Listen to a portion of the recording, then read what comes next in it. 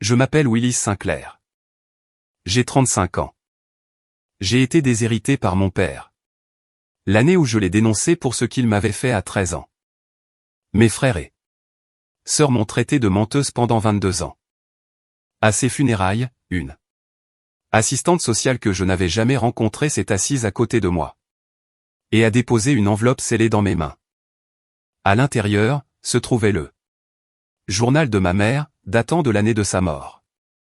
Ma mère avait tout su. Absolument tout. Et elle m'avait désigné unique bénéficiaire d'une succession distincte, qu'elle avait créée en 1998. Une succession que mon père nous a cachée à tous, pendant 27 ans. Mes frères et sœurs ignoraient son existence. Maintenant, ils savent. Et ce qui s'est passé dans le bureau de cet avocat. Quand la vérité a éclaté, est quelque chose que nous n'oublierons jamais. Avant de continuer, veuillez prendre un moment pour aimer la vidéo et vous abonner. Dites-moi dans les commentaires d'où vous écoutez, et quelle heure il est.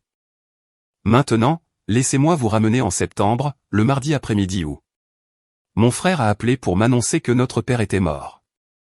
L'appel est arrivé à 14h47, un mardi, entre un tableau d'amortissement et une tasse de café qui avait refroidi. J'étais à mon bureau, dans un box d'Anglo.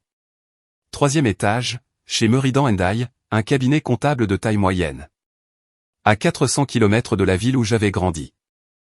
Septembre, fin de trimestre. Le genre de semaine où l'on déjeune à son bureau, et où l'on oublie que le soleil existe. Mon téléphone a vibré. Case, mon frère aîné. Nous ne nous étions pas parlé. Depuis 3 ans, et même cette fois-là, c'était un message vocal que je n'avais pas retourné. J'ai quand même décroché.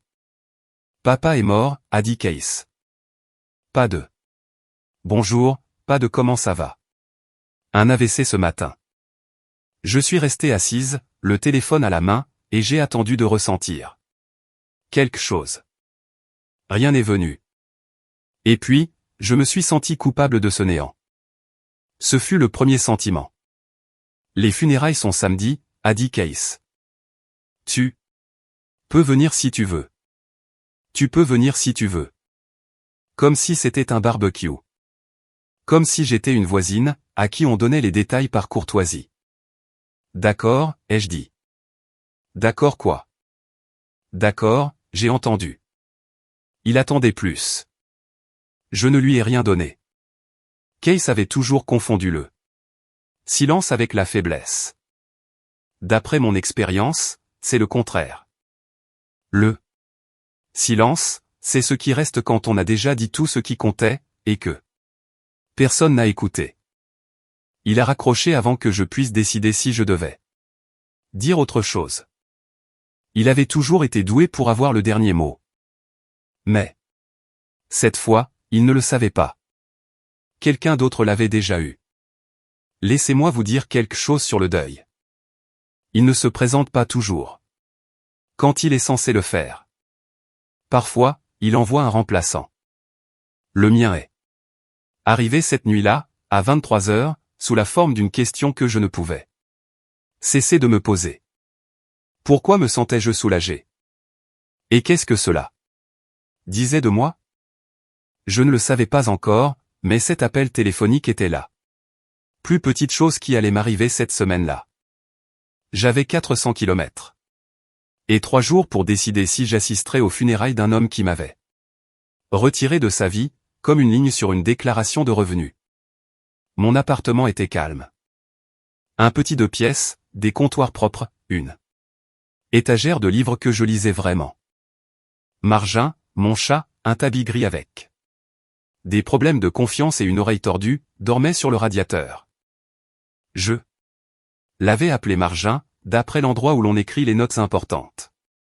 La plupart des gens ne comprenaient pas la blague. Ce n'était pas grave. Je me tenais dans la cuisine, et je regardais ce que j'avais construit.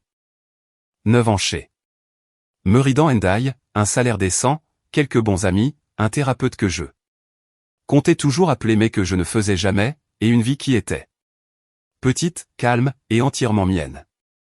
J'ai ouvert le tiroir du bas de ma commode. Sous une pile de vieilles déclaration de revenus, oui, je les garde, je sais, il y avait une photographie. Ma mère, me tenant dans ses bras au bord du lac, en 1993. J'avais 3 ans. Elle souriait d'une manière qui semblait lui coûter quelque chose. Je n'étais pas retourné à la maison depuis mes 18 ans. La dernière fois que je me suis tenu dans cette maison, j'avais un sac à dos sur une épaule, et personne n'est venu à la porte pour me voir partir. Ce n'était pas grave, non. Plus. J'avais pris l'habitude des portes qui se fermaient derrière moi. Mais j'avais fait une promesse une fois. J'avais 13 ans, et je l'avais écrite dans une lettre que personne n'a jamais vue. J'avais promis à ma mère que je serais toujours le genre de femme qui termine les choses, qui se présente même quand c'est difficile, qui ne devient pas la personne qu'il disait que j'étais. Je ne suis pas revenu pour lui. Je suis revenu pour elle. J'ai demandé 2 jours de congé. Mon patron m'a demandé si j'en avais besoin de plus. J'ai dit que 2 suffisaient amplement. Il ne connaissait pas ma famille. 2 jours, c'était généreux.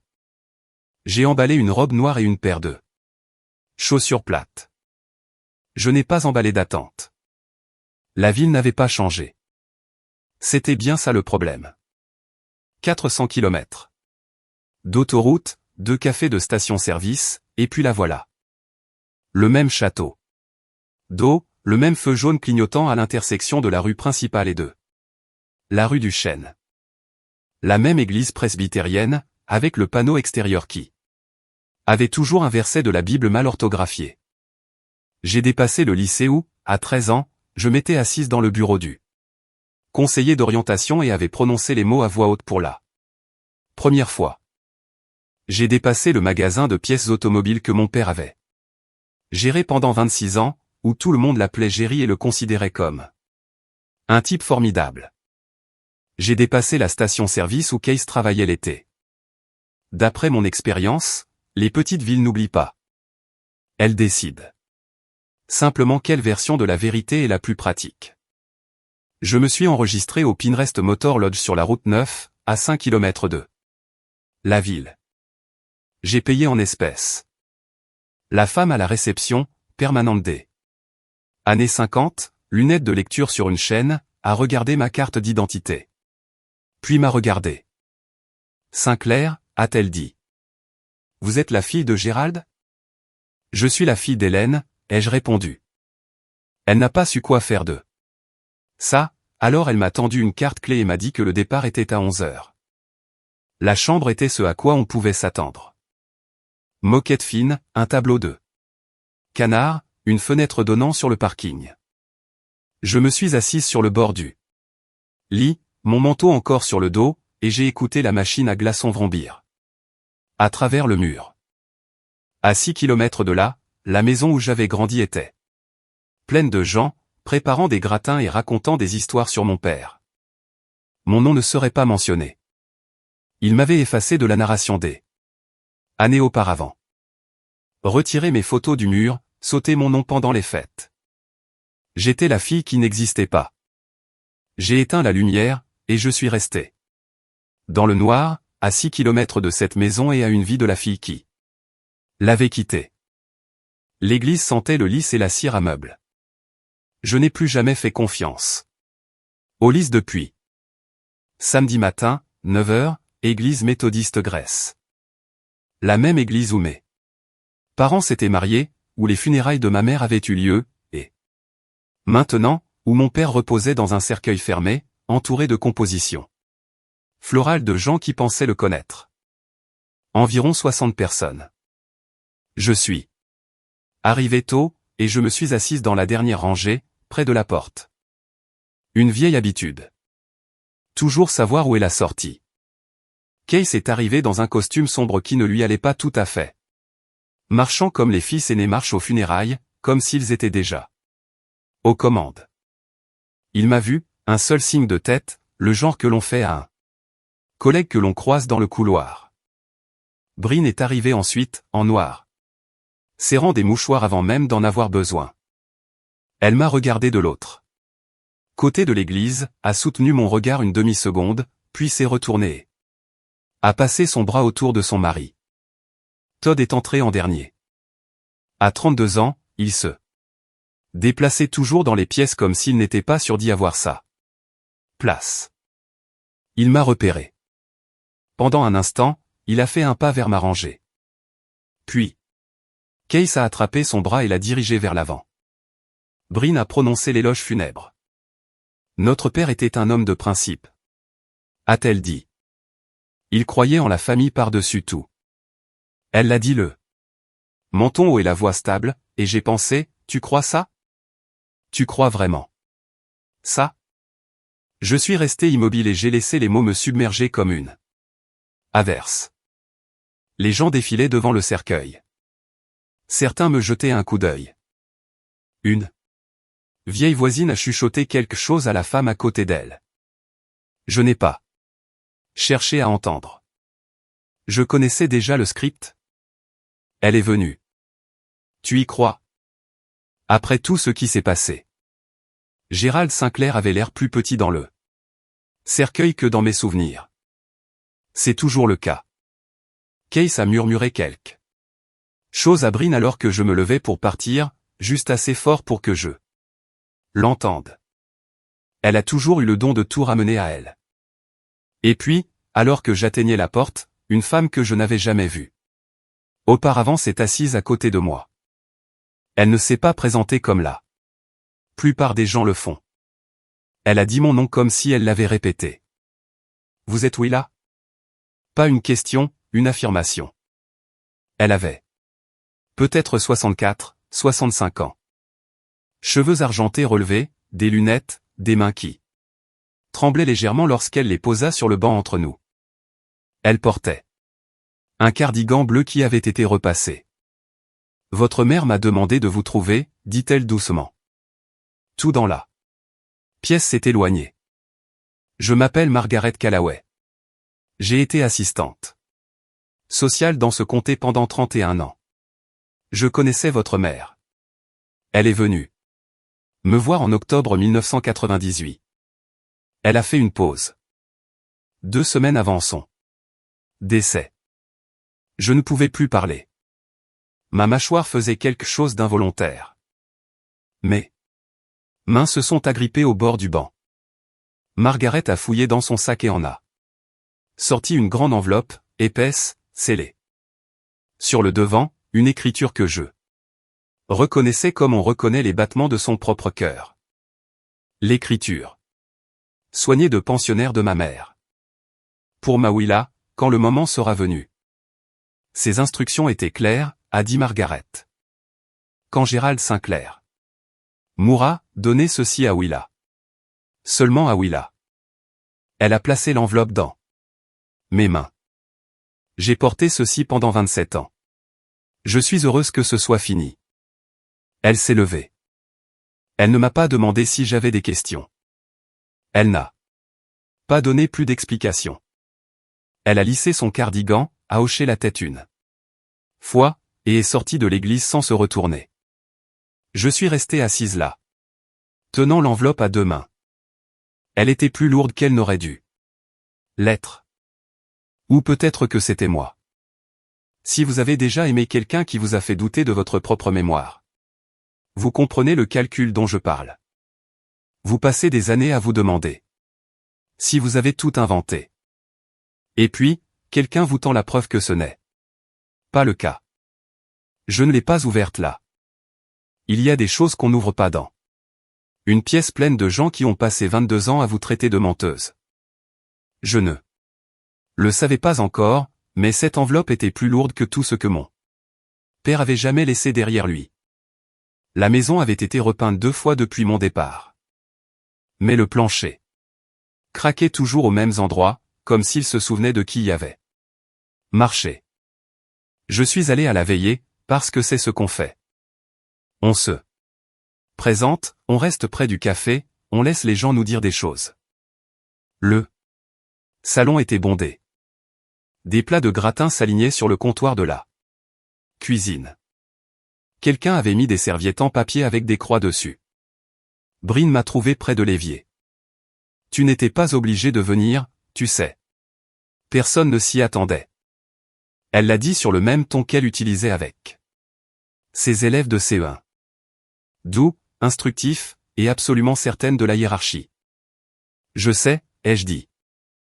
Case a traversé la cuisine avec une assiette de nourriture qu'il ne mangeait pas. L'avocat lit le testament jeudi prochain. Tu n'y es pas, juste pour que tu le saches. Ça aussi, je le sais, ai-je dit. Il a attendu que je tressaille. Je ne l'ai pas fait. Les gens pensent qu'être exclu d'un testament est la pire chose qu'un parent puisse faire. Ils n'ont jamais fait partie d'une famille où le testament est une arme. Mon père m'a déshérité en 2003, devant mes frères et sœurs, la semaine après que j'ai dit la vérité. Voilà ce qui arrive, a-t-il dit, quand on trahit sa famille. Il voulait dire, voilà ce qui arrive quand on arrête de se taire. Todd s'est approché avec un verre d'eau. Tiens, a-t-il dit en me le tendant. Puis, plus bas, je suis désolé pour tout. Case a jeté un coup d'œil.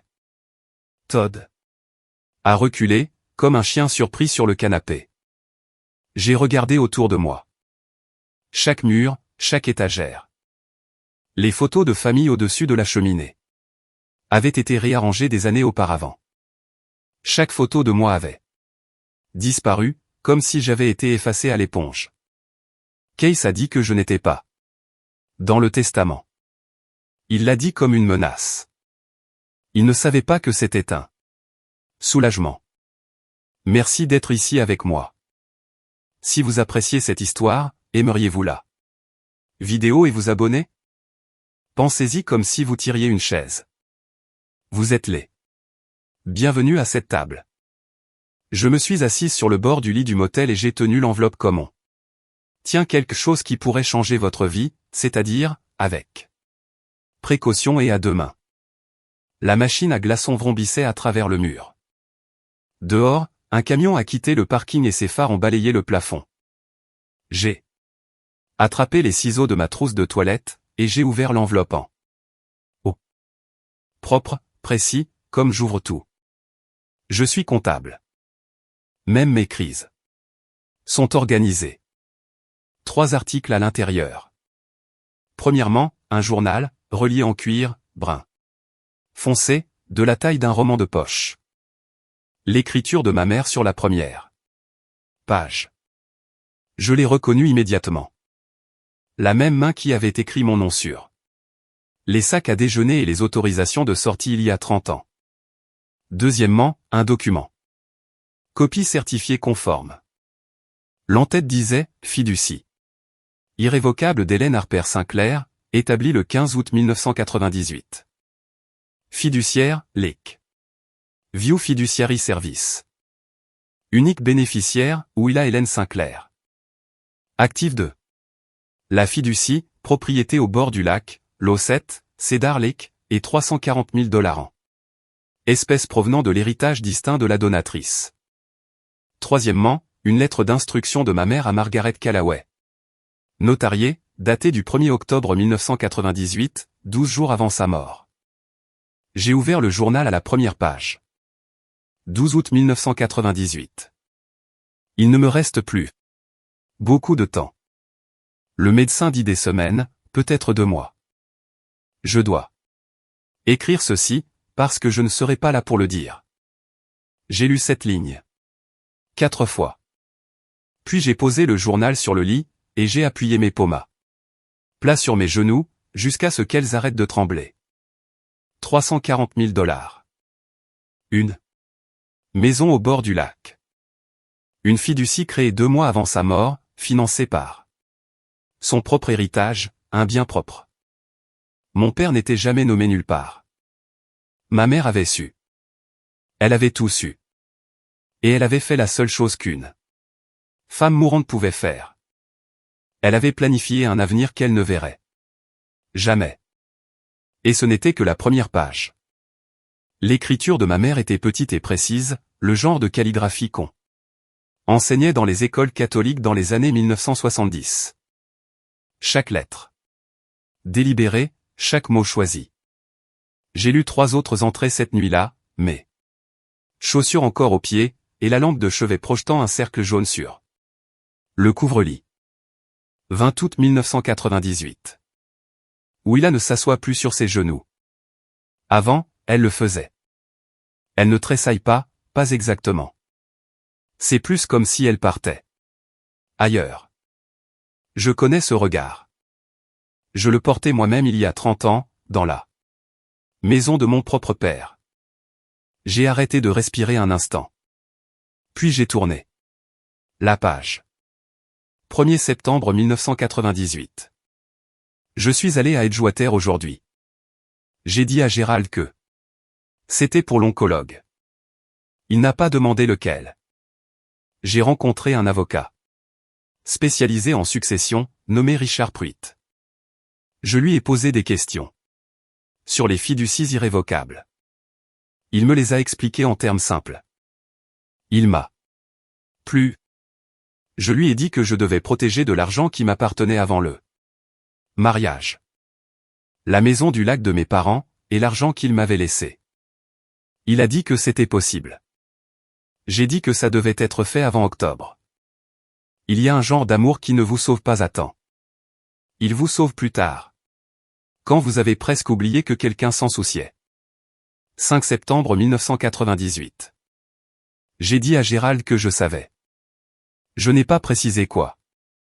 Juste ces 2 mots, je sais. Il est devenu blême. Il a quitté la pièce. Il ne m'a pas demandé ce que je voulais dire. Ça m'a tout dit. On ne quitte pas une pièce, à moins d'avoir peur de ce qui va suivre. J'ai fermé le journal. Elle l'avait confronté. Pas avec des accusations, pas avec des avocats, mais avec 2 mots. Et il avait répondu en s'en allant. Je n'ai pas lu le reste cette nuit-là. Ma mère avait écrit cela alors que le cancer rongeait son corps, alors que son mari marchait dans la même maison en prétendant que rien n'était anormal, alors que sa fille de 8 ans dormait au bout du couloir. Elle avait vu ce que je ne pouvais pas encore nommer. Et elle avait commencé à compter les jours. Pas les siens, mais les miens. Je travaille dans la comptabilité depuis assez longtemps pour savoir que les chiffres ne mentent pas. Les gens mentent. Les chiffres, eux, restent là et attendent. Lundi matin, j'ai appelé le seul avocat spécialisé en succession de la ville voisine, un homme nommé Paul René, avec un petit bureau au-dessus d'une quincaillerie, et une réputation de ne pas tolérer les absurdités. À 10 heures. J'étais assise en face de lui, avec l'acte de fiducie, le journal, et la lettre d'instruction notariée étalée sur son bureau, comme des preuves dans un procès. En retard de 27 ans. Paul avait 52 ans, des lunettes à monture métallique, les manches retroussées. Il a lu chaque page sans parler. Puis il a enlevé ses lunettes, les a essuyées sur sa cravate, et m'a regardé. Fiducie irrévocable financée par les biens propres de la donatrice. Fiduciaire tiers d'entreprise. Votre père n'a jamais été fiduciaire ni bénéficiaire. Il a posé le document. C'est inattaquable. Et l'argent ? 340 000 $ en 1998, investi de manière conservatrice. Obligation, certificat de dépôt. Avec les intérêts composés sur 27 ans, vous regardez entre 950 000 $ et un peu plus d'1 million. Plus la propriété du lac. Évaluée à environ 280 000 $. J'ai laissé ce chiffre flotter dans la pièce. Tout cela existait, a dit Paul. Le journal de votre mère le rend clair. Et il ne vous l'a jamais dit. Jamais notifié la bénéficiaire. Il a fait une pause. C'est de la fraude. Que dois-je faire ? Nous notifions la société de fiducie. Il gère ses actifs depuis 27 ans, envoyant des rapports annuels au cabinet de l'avocat d'origine. L'avocat est décédé en 2011, mais le cabinet a archivé le dossier. Là. Société de fiducie faisait son travail. Votre père n'a simplement jamais dit que ça existait. Et mes frères et sœurs? Paul a demandé s'il connaissait la fiducie. J'ai dit non. Il a dit, ils le sauront. Paul m'a regardé par-dessus ses lunettes. Mademoiselle Sinclair, votre mère était une femme très intelligente. J'ai dit, je sais. Je ne savais juste pas à quel point. Jusqu'à il y a 2 nuits. Je pourrais vous raconter 22 ans en détail, mais vous n'avez pas 22 ans. Alors? Voici un résumé en 6 minutes. J'avais 13 ans. Mars 2003. Je l'ai dit à ma professeure d'anglais, Madame Langford, pendant ses heures de permanence. Elle a fermé sa porte et elle a écouté. Puis elle a appelé les services de protection de l'enfance, parce que c'était son obligation légale, et aussi parce qu'elle était un être humain décent. Les services de protection de l'enfance ont enquêté. Mon père a tout nié. Case, 18 ans à l'époque, portant déjà le chapeau de porte-parole de la famille, a dit à l'enquêteur que je traversais une phase, après la mort de ma mère. Bryn, 16 ans, a pleuré et a dit, s'il vous plaît, ne détruisez pas notre famille. Todd avait 10 ans. Il est juste resté dans le couloir et a regardé. Preuves insuffisantes. Affaire classée. Cette même semaine, mon père s'est assis à la table de la cuisine, et a réécrit son testament devant nous tous. Stylo et papier, comme un homme signant une déclaration. Voilà ce qui arrive quand on trahit sa famille, a-t-il dit. Mon nom a été effacé de la page, comme s'il n'y avait jamais été. J'ai emménagé chez ma grand-mère, la mère de ma mère, June Mercé, dans le comté voisin. Elle ne m'a pas demandé d'expliquer. Elle a juste préparé la chambre d'amis et a dit « Reste aussi longtemps que tu en as besoin ». Elle est décédée en 2009. Je suis seul depuis. D'après mon expérience, les gens qui disent que la famille passe avant tout veulent généralement dire que votre silence passe avant tout. Je suis allé à l'université communautaire, puis à l'université d'État, puis j'ai obtenu mon diplôme d'expert comptable. J'ai envoyé des cartes de Noël à mes frères et sœurs. Chaque année, pendant 14 ans. Pas une seule réponse. J'ai arrêté à la 14e année. Ça fait beaucoup de timbres pour rien. Je me suis construit une vie.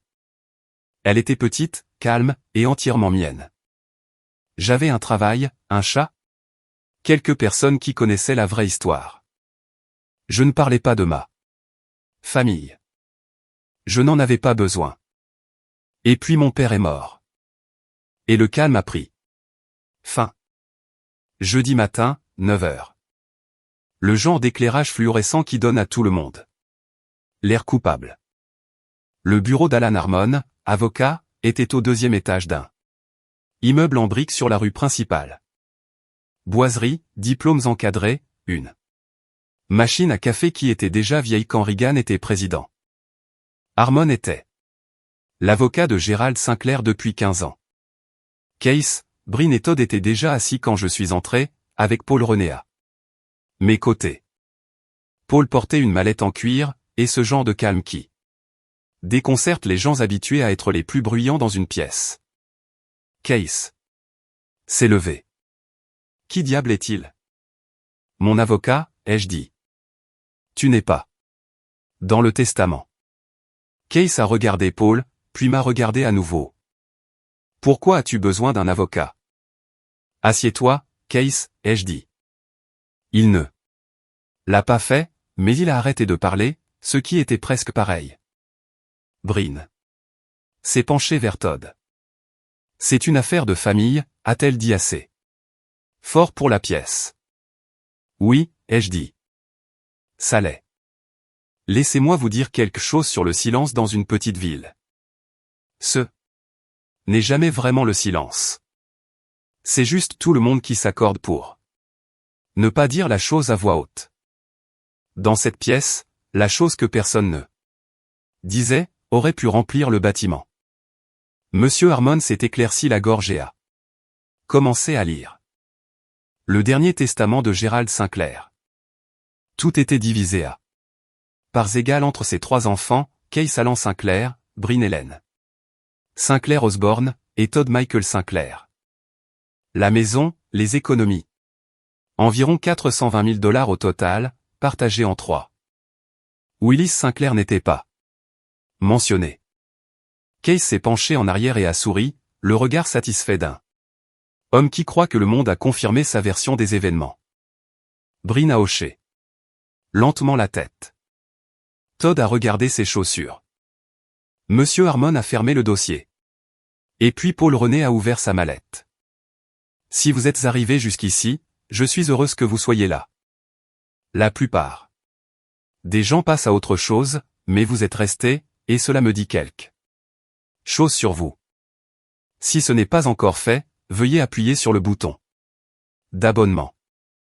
Et si cette histoire vous rappelle quelqu'un qui a besoin de l'entendre, partagez-la. Paul ne s'est pas levé. Il n'en avait pas besoin. Sa voix a rempli la pièce. Comme la vérité le fait, sans demander la permission. Avant de conclure, dit Paul, en plaçant un document certifié sur la table, je dois vous informer d'une autre affaire de succession. Le sourire de Case s'est effacé. Bryn a arrêté de plier son mouchoir. Helen Harper Sinclair a établi une fiducie irrévocable le 15 août 1998, en utilisant ses biens propres, qu'elle a hérités de sa propre famille avant le mariage. La fiducie a été financée avec la propriété au bord du lac, au lot 7 de Cedar Lake, et 340 000 $ en espèces. Personne n'a bougé. L'unique bénéficiaire de cette fiducie a poursuivi Paul et Willa Helen Sinclair. La bouche de Todd s'est ouverte. Aucun son n'en est sorti. La fiducie est administrée par Lakeview Fiduciary Service. Depuis 1998. Ils ont géré les investissements, entretenu la propriété, et généré des rapports annuels pendant 27 ans. La valeur estimée actuelle, y compris l'immobilier, est d'environ 1,2 million de $. La pièce est devenue si silencieuse que je pouvais entendre le bourdonnement de la lumière fluorescente au-dessus de nous. Case fut le premier à parler. C'est Bryn, qu'est-ce que tu racontes? Todd fixait juste le document sur la table, comme s'il s'agissait de quelque chose de vivant. Paul a continué, régulier comme un métronome. Gerald Sinclair était au courant de l'existence de cette fiducie. Il n'était pas fiduciaire. Il n'était pas bénéficiaire. Il n'avait aucune autorité légale sur ses actifs. Son incapacité à divulguer la fiducie à sa bénéficiaire sur une période de 27 ans constitue une fraude en droit des successions. Monsieur Harmon, l'avocat même de Gerald, est resté très immobile, puis a dit doucement, je n'étais pas au courant de cette fiducie. Non, a dit Paul. Vous ne l'étiez pas. Ni ma cliente. C'était le but. Pendant 27 ans, mon père avait caché le dernier acte d'amour de ma mère. Et maintenant, dans une pièce avec un mauvais éclairage et un café amer, le secret était révélé. Le visage de Case a fait quelque chose que je n'avais jamais vu auparavant. Il est passé de suffisant à effrayer en moins de 3 secondes. Il a repoussé sa chaise de la table. C'est une arnaque. C'est elle qui a manigancé ça.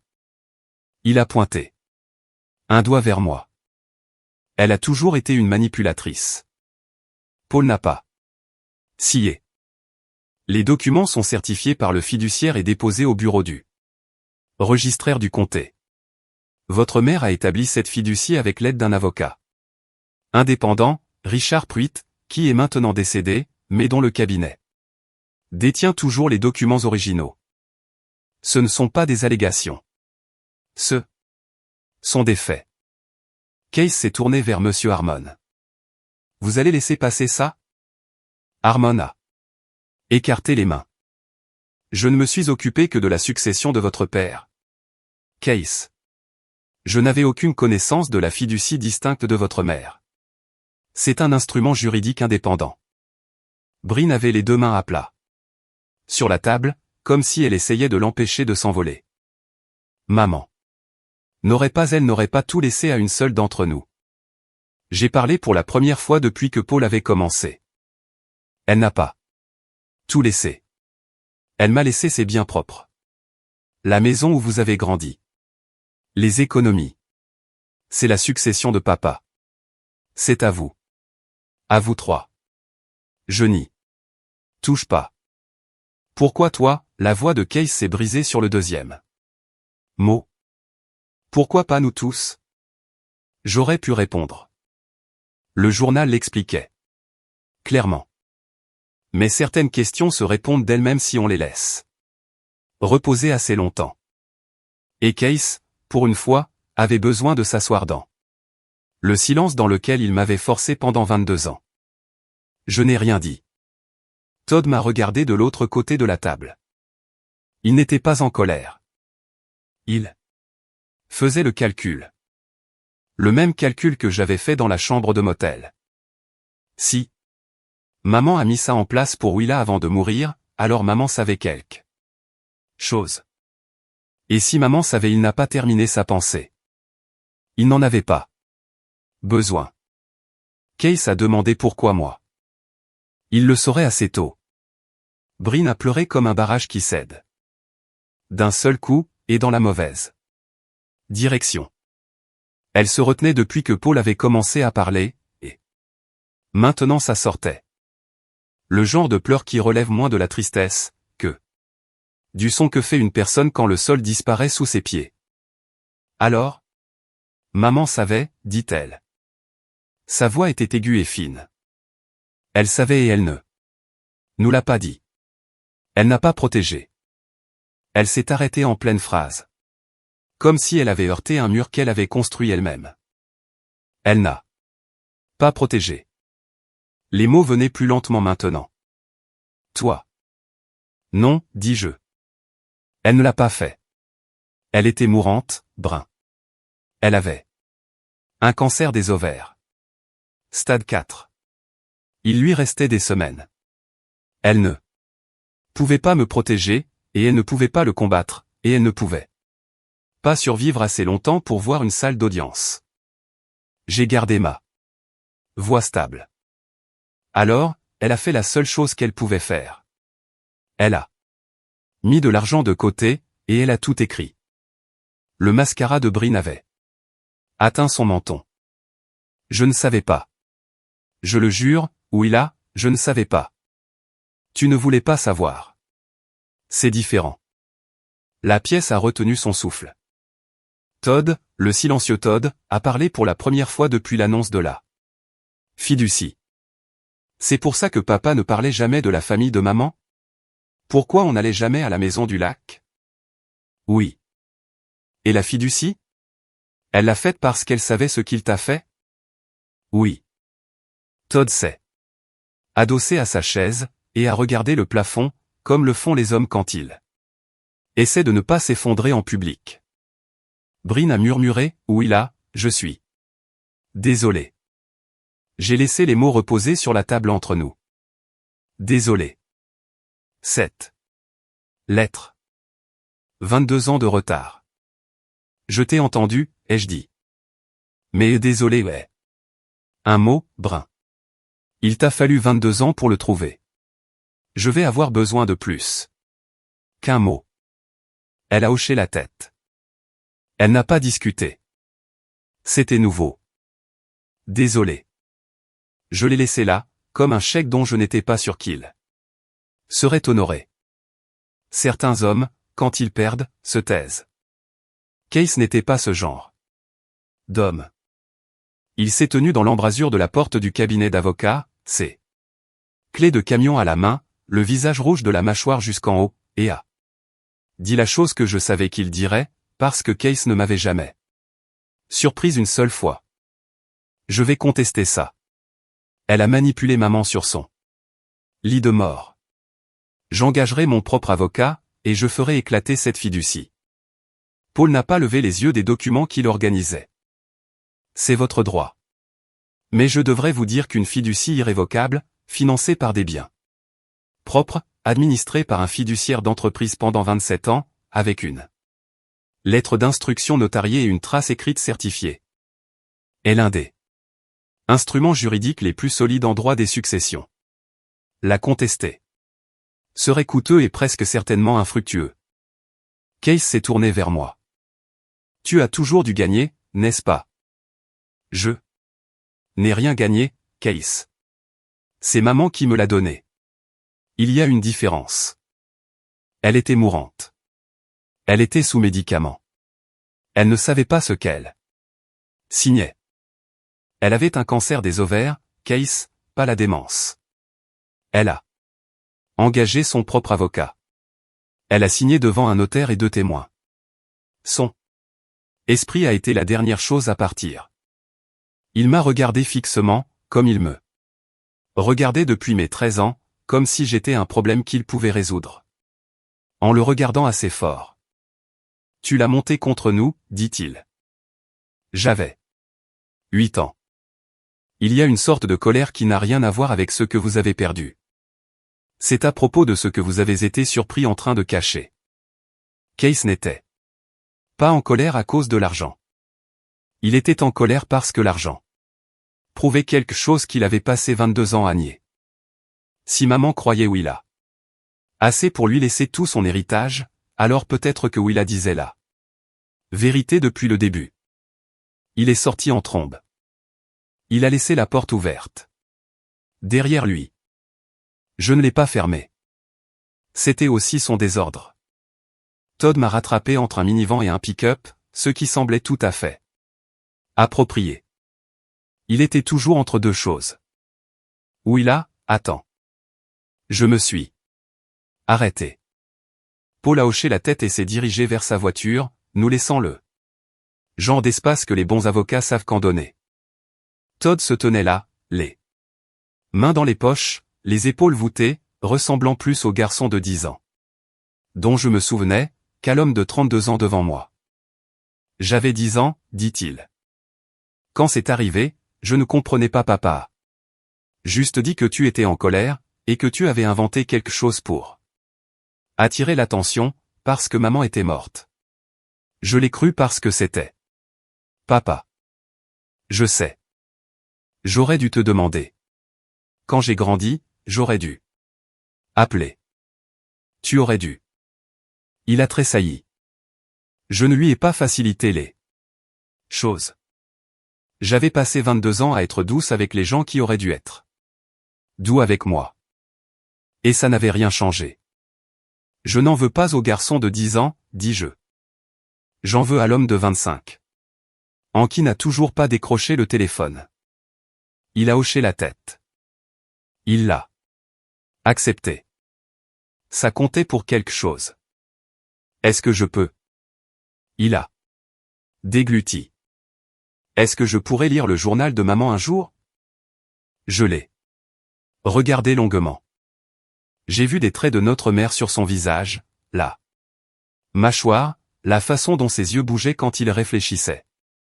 Pas encore, dis-je. D'accord.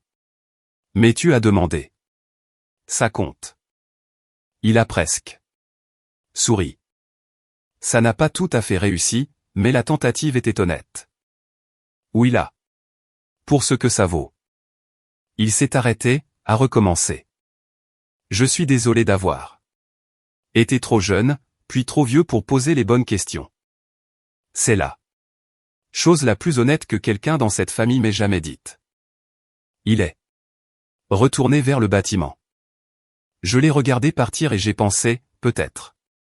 Mais pas aujourd'hui. Todd a été le seul à poser des questions sur le journal. Je m'en suis souvenu plus tard. Cette nuit-là, dans la chambre de motel au mur fin et à la machine à glaçons vrombissante, ma mère m'a parlé, à 27 ans de distance. J'avais rationné le journal, quelques pages à la fois. Comme on rationne l'eau quand on ne sait pas combien de temps dure la marche. Mais cette nuit-là, après la lecture du testament, après le visage de Case, les larmes de Bryn et les excuses silencieuses de Todd, j'avais besoin de sa voix. 3 septembre 1998. Je laisse tout ce que j'ai à Willa.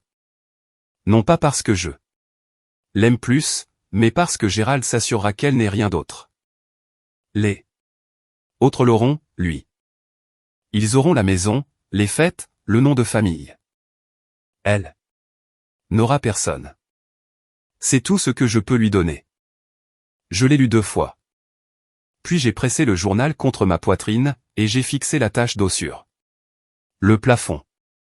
10 septembre 1998. J'ai demandé à Margaret Callaway de garder l'enveloppe. Elle a pleuré quand je lui ai dit pourquoi. Elle a promis. Je la crois. Margaret est le genre de femme qui tient ses promesses, même quand elle lui coûte quelque chose. J'ai besoin de ce genre de femme maintenant. 15 septembre 1998. J'ai dit à Gérald que je savais. Je n'ai pas dit ce que je savais, juste je sais. Il est devenu blême. Il a quitté la pièce sans un mot. Il n'a pas demandé ce que je voulais dire. C'était toute la confirmation dont j'avais besoin. Un homme qui n'a rien à cacher pose des questions. Gérald n'en a posé aucune. Ma mère, mourante d'un cancer, pesant 44 kilos, assise en face de l'homme qui a blessé sa fille, et disant 2 mots qui l'ont fait sortir de la pièce. Si vous êtes resté avec moi jusqu'ici, je pense que vous savez déjà ce qu'il y avait dans cette enveloppe. Mais la dernière page, c'est celle qui a tout changé. Je n'étais pas encore prête pour ça. Je la gardais, comme on garde le dernier chapitre d'un livre qui vous a fait vous sentir moins seul. J'ai éteint la lampe.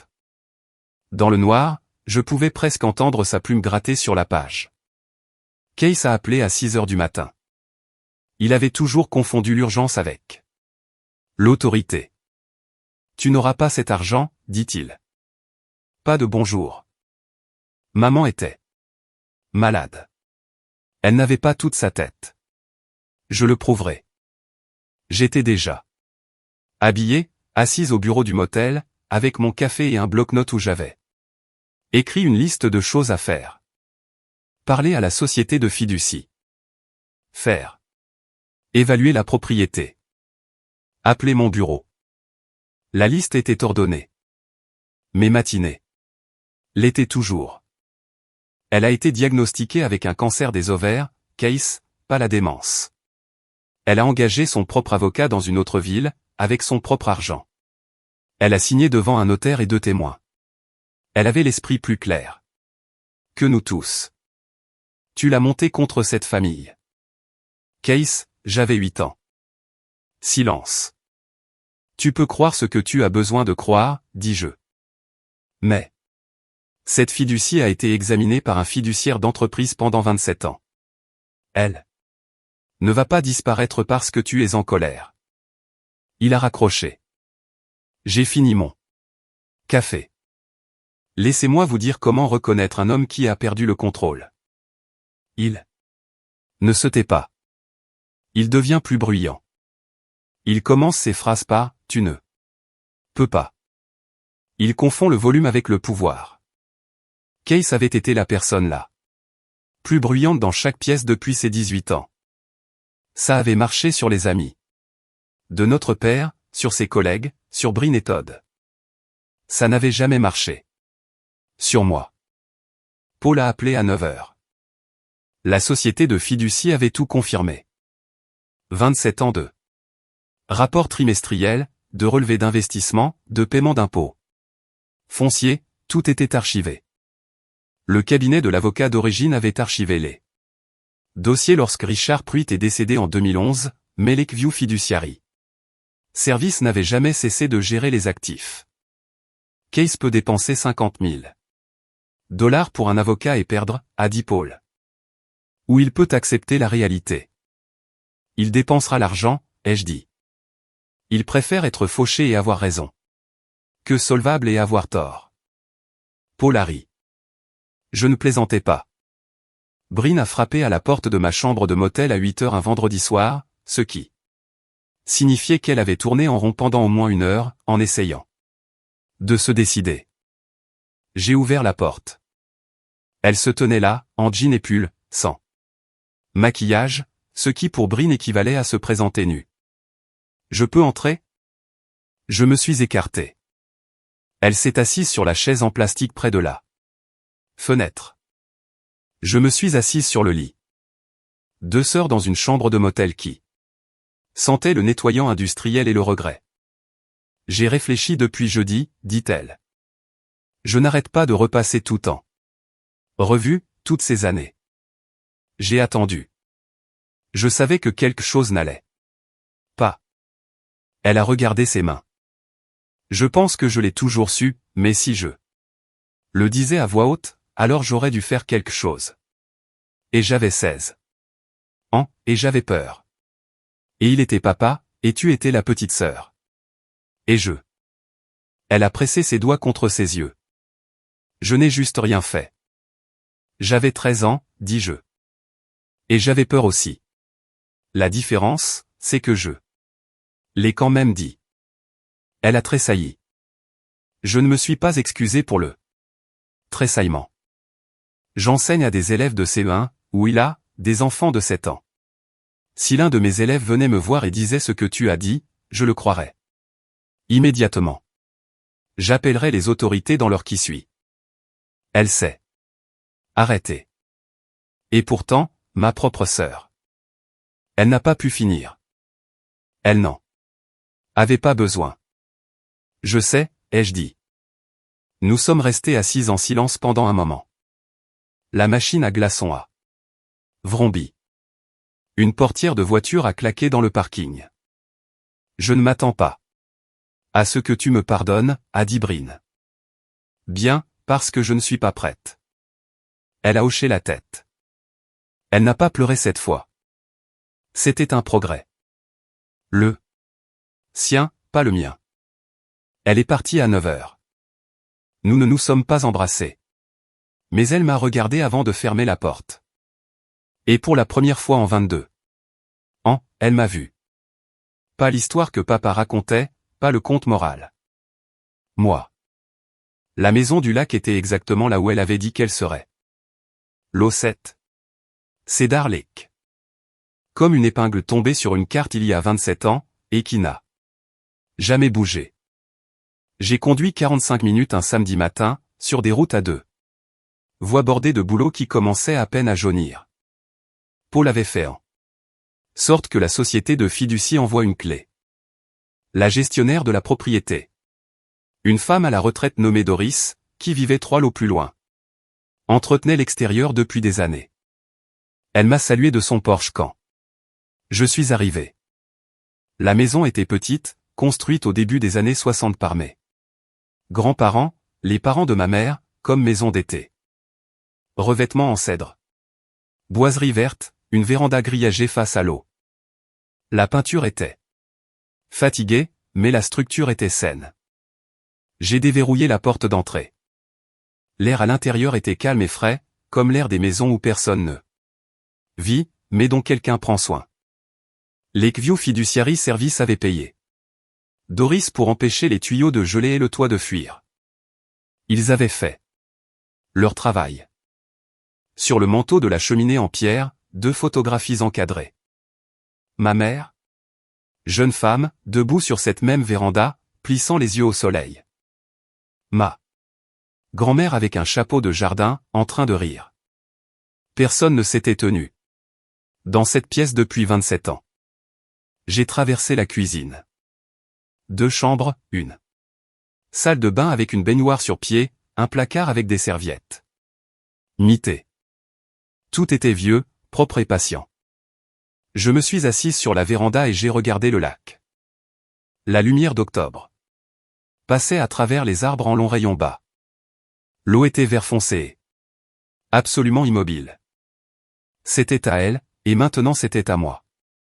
Et elle s'en était assurée, alors qu'elle comptait les jours qui lui restaient, alors que le cancer rongeait son corps, alors que son mari marchait dans leur maison, en prétendant que le monde allait bien. J'avais apporté le journal avec moi. Je n'avais pas encore lu la dernière page. Je la gardais.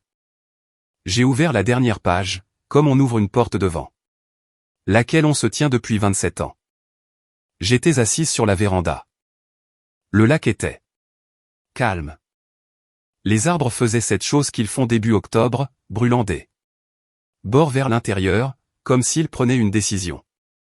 2 octobre 1998. Il me reste peut-être 2 semaines. Je le sens.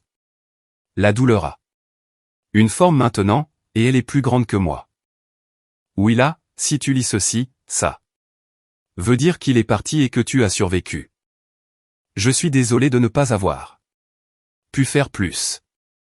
J'aurais dû le quitter plus tôt. Je suis désolé. Mais j'ai besoin que tu saches. Je t'ai cru, avant même que tu ne dises un mot. Une mère. C'est. Je t'ai vu changer, et j'ai su ce qui t'avait changé, et je porterai cet échec jusqu'à ma tombe. J'aurais dû l'arrêter. J'aurais dû te prendre et conduire toute la nuit, sans jamais regarder en arrière. Je ne l'ai pas fait. J'étais malade, et j'avais peur, et j'avais tort. J'ai mis ceci de côté pour toi, parce que tu en auras besoin. Pas l'argent. La preuve. La preuve que quelqu'un t'a vu. Que quelqu'un t'a choisi. Je t'ai choisi. Je te choisis. Toujours. Maman. J'ai fermé le journal. Je l'ai serré contre ma poitrine à 2 bras. Comme on tient un enfant. L'écriture de ma mère. La voix de ma mère. Elle n'a pas pu me sauver de son vivant. Alors, elle m'a sauvé depuis la tombe. C'est le genre de mère qu'était la mienne.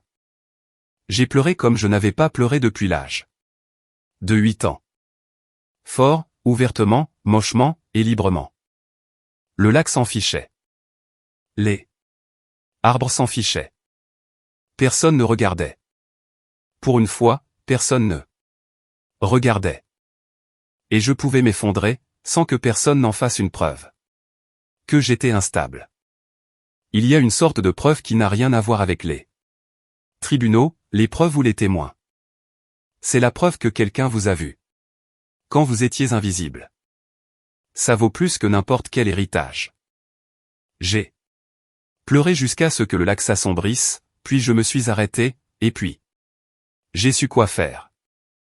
Nous sommes presque à la fin, et je veux faire une petite pause. Si cette histoire a signifié quelque chose pour vous, veuillez prendre 5 secondes pour aimer, vous abonner, ou la partager avec quelqu'un qui a besoin de l'entendre. 97% des gens qui regardent ne le font jamais, mais vous êtes toujours là, et je vous en suis reconnaissante. Merci. J'ai appelé Paul depuis la véranda de la maison du lac. La réception était mauvaise. La décision était claire. Je veux réclamer la fiducie, dis-je. La totalité. Et je veux donner 100 000 $ à une organisation de prévention de la maltraitance des enfants. Paul est resté silencieux un moment. Laquelle? J'en trouverai une qui travaille dans les petites villes, les zones rurales. Où les gens ne signalent pas parce que tout le monde se connaît, et personne ne veut faire de vagues. Je commencerai les formalités de transfert cette semaine, a-t-il dit.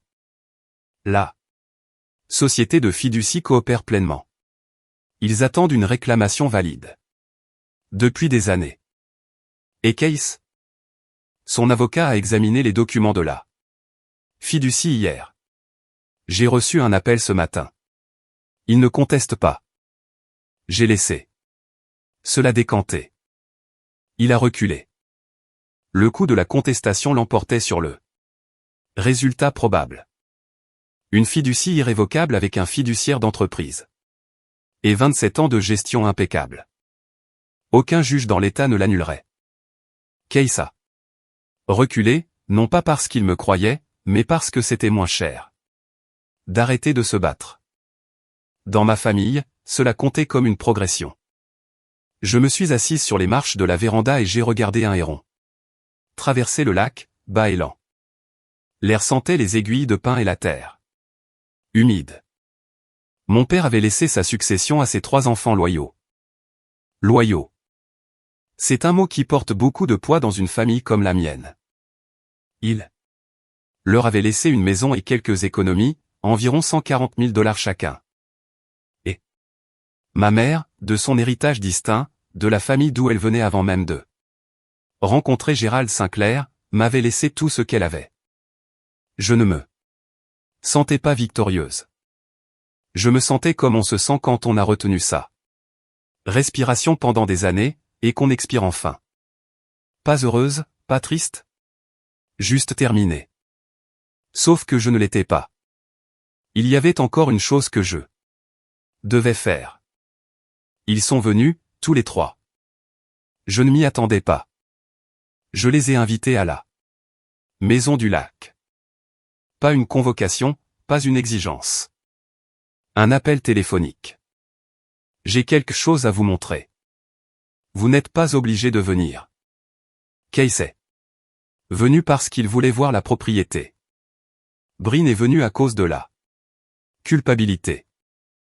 Todd est venu parce qu'il était Todd. Le salon était petit. Cheminée en pierre, 2 fenêtres, la lumière de l'après-midi tombant sur un tapis tressé. Case se tenait près du manteau de la cheminée, les bras croisés. Bryn était assise sur le vieux canapé. Todd s'appuyait contre le cadre de la fenêtre. Je me tenais au centre de la pièce, le journal entre les mains. Je ne vous ai pas demandé de venir ici pour vous punir, dis-je. Je vous ai demandé de venir parce que vous devriez connaître la vérité. Pas la version de papa, pas la version de la ville, pas la version que vous vous êtes raconté pendant 22 ans pour dormir la nuit. Case a changé de poids. Bryn a pincé les lèvres. Maman a vu ce qui m'est arrivé. Elle l'a écrit. Elle a nommé ce qu'elle a vu d'une manière que personne ne pourrait prétendre que c'était autre chose. Et puis elle s'est assurée que, quand il serait parti, je saurais qu'elle me croyait. Je ne vais pas vous lire tout le journal. La plupart, c'est entre elle et moi. Mais je vais vous lire la dernière page. J'ai fait une pause. Parce que vous devez entendre ce que votre mère a dit de votre père, de sa propre main, 2 semaines avant de mourir. Case fixait la cheminée. Bryn serrait ses genoux. Todd m'a regardé et a hoché la tête. Un petit signe de tête stable, comme un homme qui se prépara. Quelque chose qu'il sait inévitable. J'ai tenu le journal ouvert. Je veux que vous entendiez cela, de la même manière que je l'ai entendu. Et j'ai commencé à lire. J'ai lu les derniers mots de ma mère à voix haute, dans la maison où elle a grandi. 27 ans après. Qu'elle les ait écrits. 2 octobre 1998. Il me reste peut-être 2 semaines. Je le sens. Ma voix était stable. J'avais répété cela, pas à voix haute, mais dans ma tête, encore. Et encore. Comme on répète quelque chose qui doit atterrir exactement au bon endroit. Oui là, si tu lis ceci, ça veut dire qu'il est parti et que tu as survécu. Je suis désolé de ne pas avoir pu faire plus. J'aurais dû le quitter plus tôt. Je suis désolé. Todd pleurait. Des larmes silencieuses. Le genre qui coule sans permission. Mais j'ai besoin que tu saches. Je t'ai cru, avant même que tu ne dises un mot. Une mère sait. Bryn avait les 2 mains sur la bouche. Ses yeux étaient grands, humides et vieux. Je t'ai vu changer, et j'ai su ce qui t'avait changé, et je porterai cet échec jusqu'à ma tombe. Case regardait le sol. Sa mâchoire était crispée. Ses bras n'étaient plus croisés. Il pendait à ses côtés, comme s'il ne savait pas où aller. J'ai mis ceci de côté pour toi, parce que tu en auras besoin. Pas l'argent. La preuve. La preuve que quelqu'un t'a vu. Que quelqu'un t'a choisi. Je t'ai choisi. Je te choisis, toujours. Maman. Silence. Le genre de silence qui n'a pas besoin d'être comblé. Le genre qui se remplit de lui-même. Personne n'a parlé pendant un long moment. 1 minute. Entière. Peut-être 2. Le lac faisait de petits bruits à travers les moustiquaires des fenêtres. Case, finalement, très doucement. A-t-elle dit quelque chose sur nous? J'ai fermé le journal. Elle vous aimait tous. Chaque entrée vous mentionne par votre nom. Elle vous aimait. Mais elle savait qui allait avoir besoin d'aide. Je l'ai regardée. Et elle avait raison. Les gens pensent que le pardon est un cadeau que l'on fait aux autres. Ce n'est pas le cas. C'est une porte que l'on ouvre quand on est prêt. Je n'ouvrais pas cette porte ce jour-là. Mais je regardais la poignée. Case est sorti, comme les hommes marchent quand ils n'ont plus d'arguments. Lentement, les mains dans les poches. Je l'ai suivi, pas pour le réconforter. J'avais réconforté assez de gens dans cette famille. Je l'ai suivi parce qu'il y avait encore une chose, et il fallait la dire là où les autres ne pouvaient pas entendre. Il se tenait près de son camion, regardant le lac. Il me tournait le dos. J'avais 18 ans, dit-il sans se retourner. Il m'a dit que tu mentais. Je l'ai cru parce que il s'est arrêté. Parce que te croire, ça voulait dire que ton père était un monstre, dis-je. Je sais. C'était plus facile de perdre une sœur qu'un père. Il s'est retourné. Ses yeux étaient rouges, mais il ne pleurait pas. Case ne pleurait pas. Il se corrodait. Simplement de l'intérieur. Je suis désolé, dit-il. Tu as dit à tout le monde que j'avais fait mon lit. Pendant 22 ans, Case. Chaque Thanksgiving où je n'étais pas invité. Chaque Noël, chaque fois que quelqu'un dans cette ville demandait de mes nouvelles, et que tu disais « elle a des problèmes ». Tu ne t'es pas contenté de ne pas me croire, tu t'es assuré que personne d'autre ne le fasse non plus. Il a tressailli. Je sais, dit-il. Désolé. Ça n'efface pas 22 ans de ça. Je sais. Mais je t'ai entendu. Il m'a regardé. M'a vraiment regardé, comme il m'aurait peut-être regardé. En 2003, s'il avait été un autre genre de frère. Le genre qui pose des questions. Avant de choisir son camp. Il n'était pas ce frère. Il ne le serait peut-être. Jamais. Mais debout près de son camion à la maison du lac, que ma mère m'avait sauvé, Case Sinclair ressemblait pour la première fois à un homme qui comprenait l'ampleur de ce qu'il avait fait. Il est monté dans son camion.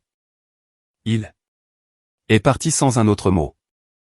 Je n'ai pas fait de signe de la main, mais je n'ai pas non plus fermé la porte. Tout le monde est parti. Todd est resté sur la véranda, comme s'il attendait la permission d'exister. Bryn était partie la première, un petit signe de la main. Depuis la fenêtre passager du camion de Case. Ni amical, ni hostile. Juste là. Reconnaissance que quelque chose avait changé, et qu'elle n'avait pas encore compris quoi en faire. Todd s'appuyait contre la balustrade de la véranda. La lumière devenait ambrée. Le lac virait au doré. Je peux revenir, a-t-il demandé. Pour voir la maison? Tu peux. Pas tout de suite, mais éventuellement. Il a hoché la tête. Je veux lire le journal. Quand tu seras prête à le partager.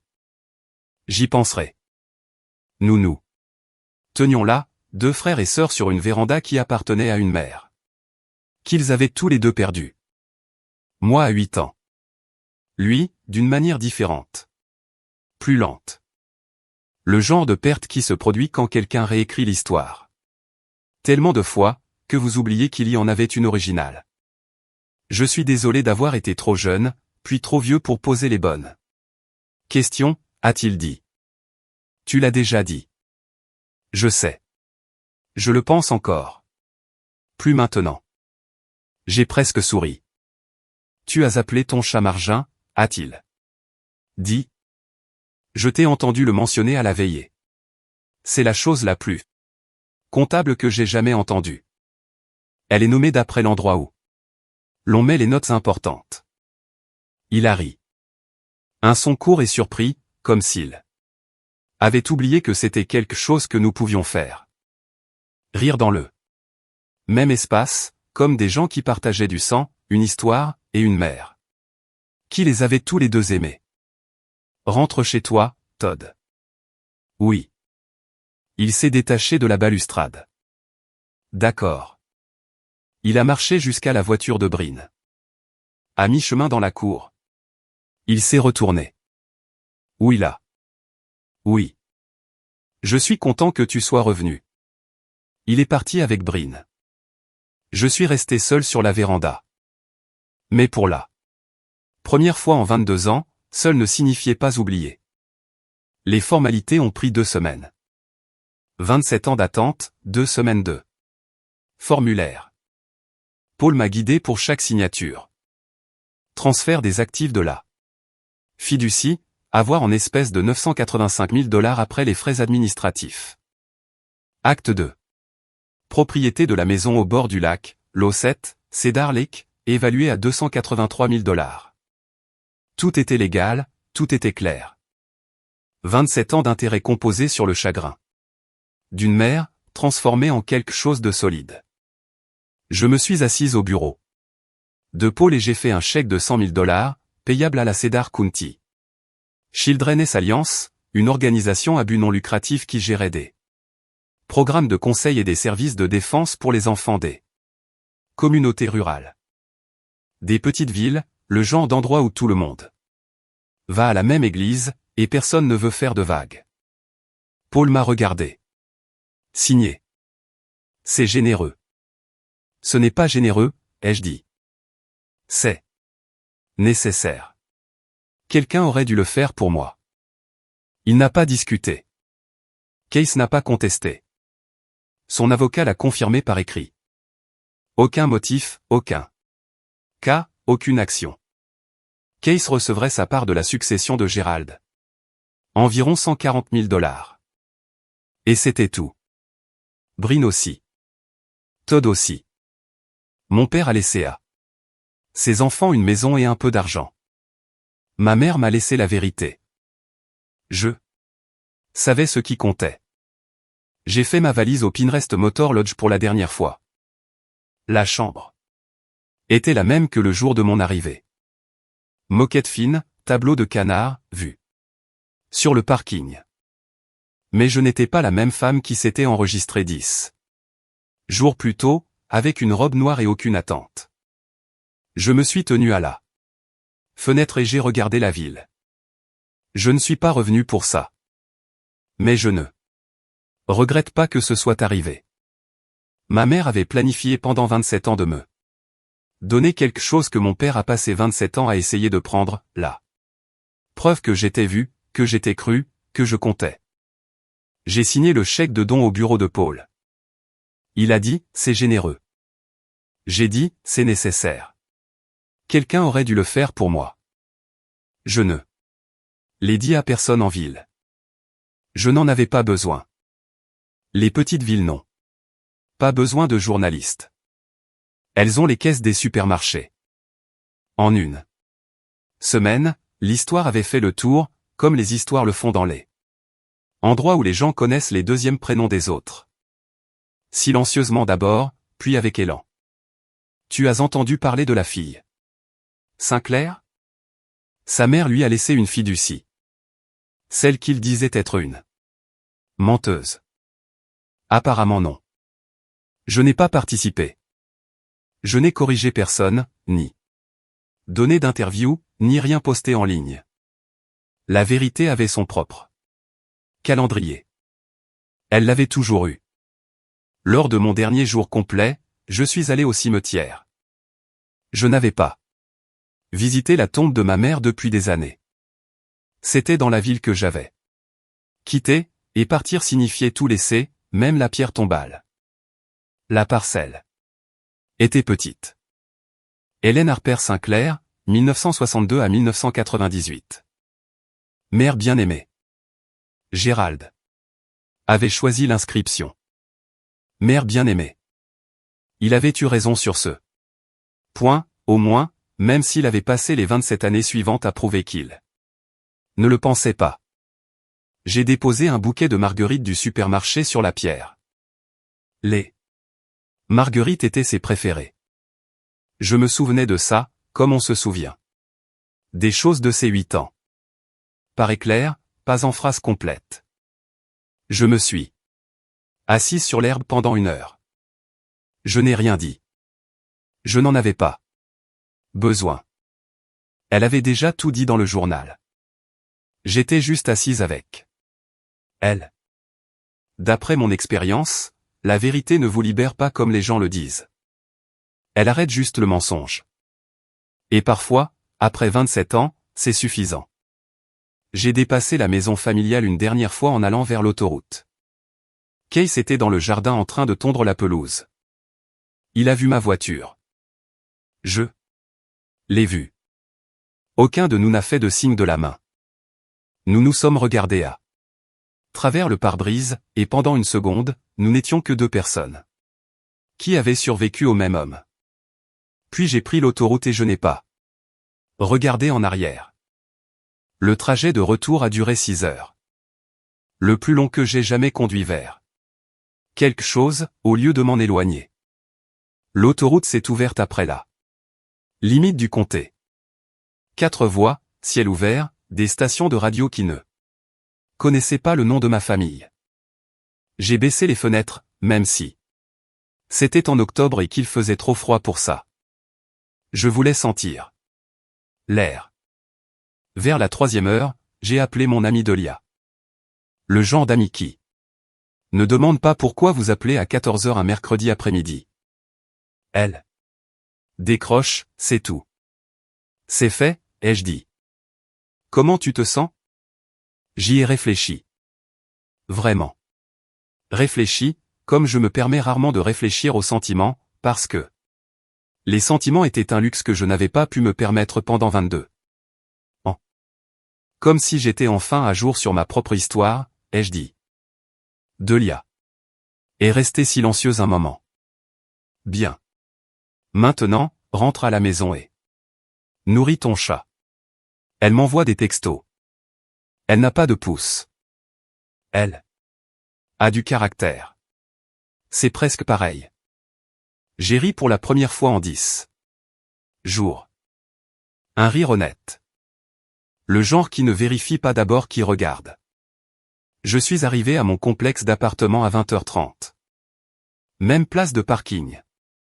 Mêmes escaliers, même porte avec le numéro légèrement de travers. Margin était sur la table de la cuisine, où elle savait qu'elle n'avait pas le droit d'être. Me regardant avec le dédain particulier d'un chat qui a été nourri par le voisin. Et a trouvé l'expérience indigne d'elle. Je suis de retour, ai-je dit. Elle a cligné lentement des yeux. Le message du chat pour j'ai noté. Ne laisse pas ça se reproduire. Tout dans l'appartement était exactement comme je l'avais laissé. Mais je n'étais pas la même personne qui avait fermé la porte à clé 10 jours plus tôt. J'ai posé le journal sur l'étagère, à côté de la photographie de ma mère me tenant au bord du lac. 2 choses qu'elle m'avait laissées. L'une que l'on pouvait tenir, l'autre que l'on pouvait sentir. 3 semaines plus tard, je suis retourné à mes feuilles de calcul. Les chiffres ne mentaient toujours pas. Et pour la première fois depuis longtemps. Ma famille non plus. Je me suis assise à mon bureau chez Meridan Hendai. Même box d'angle, même bourdonnement fluorescent. Une collègue m'a demandé comment s'étaient passées mes vacances. Des affaires de famille, ai-je dit. Elle a hoché la tête et n'a pas insisté. Les bons collègues sont comme de bonnes clôtures. Ils respectent les limites de la propriété. Le jeudi, j'ai appelé un thérapeute. Pas celui que je comptais appeler depuis 3 ans. Un nouveau, recommandé par Delia. Elle s'appelait Dr Foruso. Et son premier rendez-vous disponible était dans 2 semaines. Je ne suis pas en crise. Ai-je dit à la réceptionniste. Je pense juste qu'il est temps. C'était le cas. Ça l'avait été depuis 22 ans. Mais on ne guérit pas selon un calendrier. Qui a du sens pour les autres? On guérit quand le sol sous nos pieds est enfin assez stable pour s'y tenir. Todd m'a envoyé un texto un dimanche soir. Une photo d'un coucher de soleil sur une longue portion d'autoroute plate. Pas de mots. J'ai répondu par un pouce levé. Ce n'était pas grand-chose. C'était un début. Une carte de Brinet. Arrivée la semaine suivante. Enveloppe blanche unie, son écriture d'institutrice. Sur le devant. À l'intérieur, une courte note. J'ai commencé une thérapie. Je pensais que tu devrais le savoir. Je n'ai pas encore répondu, mais je ne l'ai pas jeté. Je l'ai mise dans le tiroir, avec la photographie. Case. Silence. Je l'ai accepté comme j'avais tout accepté de Case. Sans surprise et sans attente. J'ai appelé un entrepreneur pour la maison du lac. Un homme nommé Walt, qui vivait dans la ville voisine et que Doris, la gestionnaire de la propriété, m'avait recommandé. Combien de travail nécessite-t-elle, ai-je demandé. Il a dit, elle a besoin d'amour. J'ai dit, j'ai le temps. Todd a envoyé un coucher de soleil. Brin a envoyé une carte. Case n'a rien envoyé. J'étais d'accord avec les 3. J'ai écrit la lettre à la main. Je suis comptable. Je tape tout. Mais celle-ci méritait de l'encre. Je me suis assise à ma table de cuisine un samedi matin. Avec une tasse de café et une feuille de beau papier à lettres, le genre qu'on achète dans une librairie et qu'on n'utilise jamais, parce que l'occasion ne semble jamais la bonne. C'était l'occasion. Chère Madame Callaway, 27 ans, c'est long pour tenir une promesse. La plupart des gens ne tiennent pas leurs promesses pendant 27 jours. Vous en avez tenu une. Pour une femme qui ne pouvait pas vous voir le faire. Vous avez gardé cette enveloppe à travers des déménagements, des fêtes, et des années qui se sont transformées en décennies. Et quand le moment est venu, vous m'avez trouvé. Vous n'étiez pas obligé. Personne n'aurait su si vous ne l'aviez pas fait. Mais vous l'avez fait. Je veux que vous sachiez que ça a compté. Tout. L'enveloppe, le journal, la fiducie, le fait que ma mère vous ait fait confiance, et que vous en ayez été digne. Je vais rénover la maison du lac. Je vais planter des marguerites dans le jardin de devant, parce que ma mère les aimait. Et je mettrai votre nom sur la plaque de dédicace d'un don que j'ai fait, si vous me le permettez. Vous méritez d'être reconnu pour cela. Merci, Margaret, d'avoir porté ce qui a dû être si lourd, pendant si longtemps. Willis Sinclair. J'ai plié la lettre. J'ai adressé l'enveloppe. J'ai marché jusqu'au bureau de poste à 2 pâtés de maison de mon appartement, et je l'ai déposé dans la boîte aux lettres. Ma mère ne pouvait pas me sauver, mais elle connaissait quelqu'un qui porterait le poids, jusqu'à ce qu'il soit temps de le déposer. Et Margaret l'avait fait. Pendant 27 ans. Sans reconnaissance, sans paiement, sans que personne ne le sache. Elle l'a fait parce qu'elle l'avait promis à une femme mourante. Et Margaret Callaway était le genre de personne qui le pensait, quand elle disait oui. Je l'ai posté un mardi, puis j'ai fait du café, je me suis assise à ma table de cuisine, et j'ai fait quelque chose que je n'avais pas fait depuis 27 ans. Je me suis senti en sécurité. Revenez demain. Je laisserai la lumière du porche allumée. La maison du lac a été terminée en avril. Peinture fraîche, vert sauge, la couleur qu'elle avait quand ma mère était jeune. Nouvelle moustiquaire sur la véranda, les planches du sol poncées et vernies. La même vue que ma grand-mère avait aimé, et sa fille après elle, et maintenant moi. J'y suis allé en voiture un samedi matin, avec Margin dans une caisse de transport sur le siège passager. Elle s'est plainte pendant les 45 minutes entières. Je lui ai dit qu'elle était dramatique. Elle n'était pas d'accord. L'entrepreneur, Walt, avait laissé les clés sous le paillasson et un mot. Ça a l'air bien. Ta mère serait fière. Il n'avait jamais rencontré ma mère, mais je pense qu'il avait raison. J'ai posé Margin sur la véranda. Elle a fait le tour du périmètre, a reniflé chaque coin, puis s'est assise dans un rayon de soleil, comme si elle avait toujours vécu là. Les chats sont doués pour ça, revendiquer un endroit comme le leur, sans avoir besoin de la permission de personne. J'ai fait du café dans la cuisine. L'eau du puits avait un goût de fer et de roche froide. J'ai porté la tasse sur la véranda, et je me suis assise dans la chaise que j'avais achetée dans une boutique de seconde main en ville. Une large chaise Adirondack peinte en blanc, le genre dans lequel on peut s'endormir sans le vouloir. Le lac était calme. Les bouleaux étaient revenus verts. Quelque part, un plongeon a crié. Je ne suis pas revenu pour l'héritage. Je suis revenu parce que ma mère m'a demandé d'être le genre de femme qui termine les choses, et je l'ai terminé. Mon père a laissé à ses enfants une maison et un peu d'argent. Ma mère m'a laissé la vérité. Je prends la vérité. J'ai gardé le journal. Je le lis. Parfois, quand les soirées sont longues et que l'eau est calme, elle est là, dans chaque page, me choisissant toujours. 22 ans. C'est long pour se tromper sur quelqu'un. Mais c'est plus long, quand on a choisi de se tromper. Si vous êtes toujours là, merci. Vous êtes resté avec moi jusqu'au bout, et ce n'est pas rien. Je serai de retour demain avec une autre histoire. Asseyez-vous de nouveau avec moi la prochaine fois. Il y a plus de thé dans la théière. Merci d'avoir écouté. Si cette histoire vous a touché, laissez un commentaire. Dites-moi ce que vous auriez fait. Partagez-la avec quelqu'un qui a besoin de l'entendre.